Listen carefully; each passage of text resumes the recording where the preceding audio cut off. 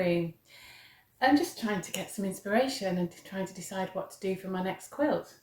I've got almost too much inspiration. I've got all sorts of scraps and leftovers, all things I like. And one of the things I've used is this old quilt which I made about 5 years ago, I think, and it's in constant use. I just started by making a log cabin square, and a few others are sampled. I suppose it's a sampler quilt really.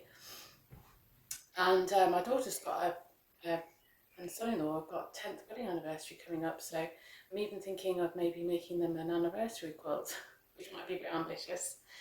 But I'm going to make a start today, and I hope you'll be able to join me.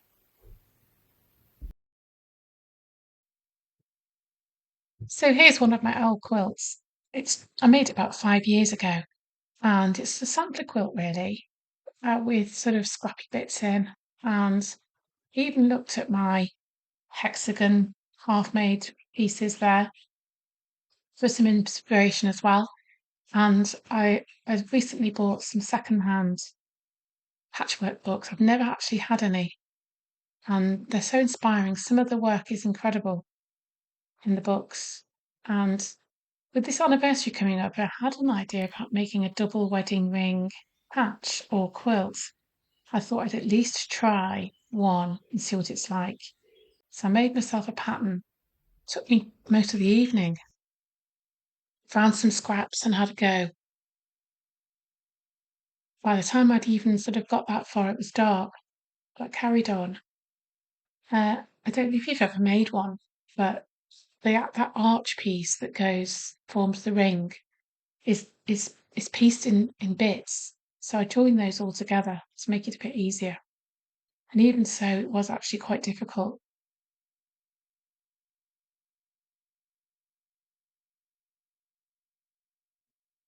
To make the arch pieces, I started by making a strip of quilt as you go. So I thought all of the arches would then have the same pieces in. So I just made those first.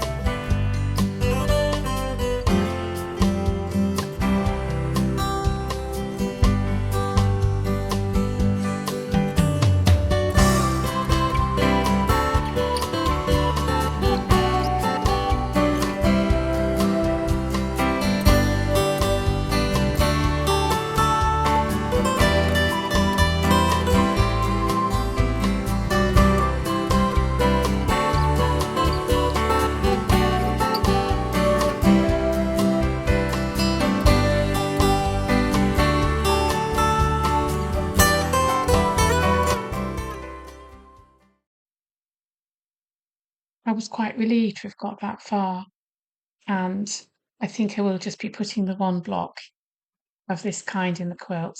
I'll finish off the other arches and then surround it with white. So on to the next one. I've always wanted to make a Penrose quilt. Again, I thought I'd probably better just make one section first and see what it's like to make it. And I had an idea that I might be able to make it on the sewing machine. because whenever you read about Penrose quilts, they're always done with English paper piecing. Now, if you don't know what a Penrose quilt is, they're named after Sir Roger Penrose, who was an English mathematician, famous for tiling like this.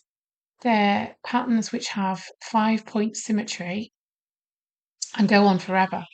So if you are going to make them into a quilt, you always have to find a way for them to finish. You have to put a border on them. Although that pattern looks complicated, it is just two shapes, the ones in the foreground. I downloaded a template off the internet, but the sizes were too small. They weren't even as big as what was written on them. It said 2.5 inches, they're actually 2.25. So I did spend a bit of time scaling up those template pieces. This is why this took me all evening.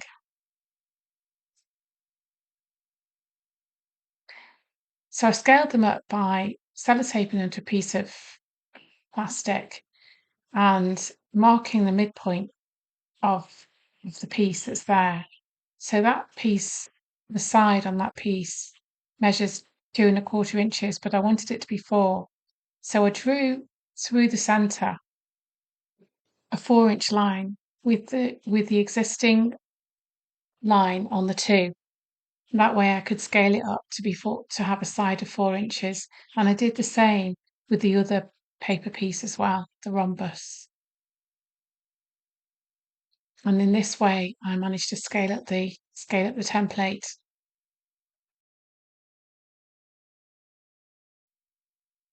Once I'd done that, I selected some fabrics. You need one dark and one light. So I picked two fabrics out, and I just made enough to see if I could make the pattern on the machine. The way I did it was that I used a 1/4 inch seam allowance, but I stopped 1/4 of an inch at the beginning and the end of each side, and did a back stitch.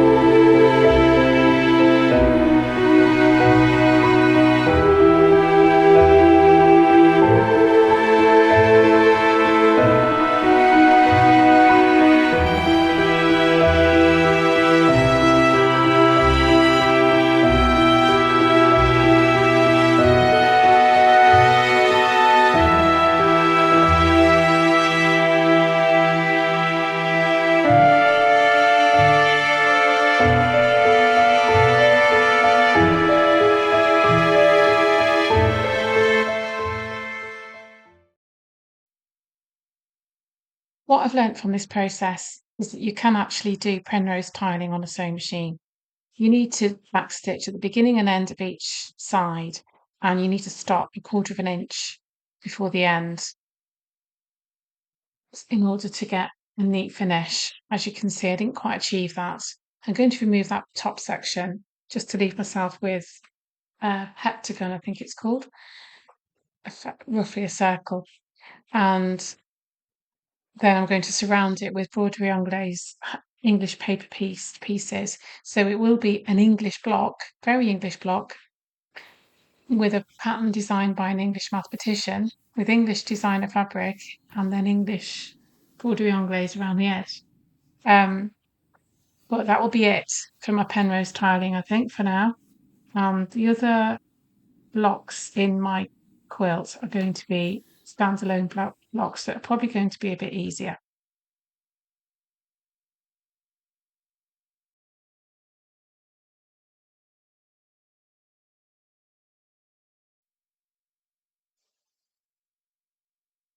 So I cut myself some paper templates with English paper piecing by using my original templates, but just cutting these quarter of an inch smaller. And you can see me here cutting out my pieces, and I just attach them around, and then I'm going to sew those on at my leisure and finish off those blocks.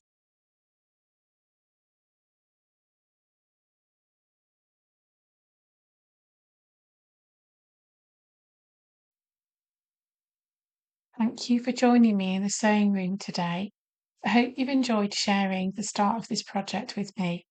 And I hope that I might have given you some inspiration to maybe get some books out or look at some of your past projects and see what you might do next.